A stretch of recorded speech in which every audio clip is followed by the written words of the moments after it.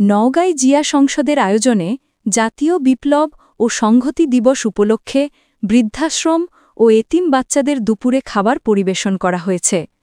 নওগাঁ থেকে সুবীর দাসের প্রতিবেদনে দেখুন বিস্তারিত। শুক্রবার ৭ই নভেম্বর দুপুরে নওগাঁ সদর ইলশাবাড়ী উপজেলার চুন্ডিপুর ইউনিয়ন এর বেলা শেষ বৃদ্ধাশ্রমে এটি অনুষ্ঠিত হয়। এ সময়ে উপস্থিত ছিলেন নওগাঁ জেলা জিয়া সংসদের সভাপতি সীতু মৈত্র।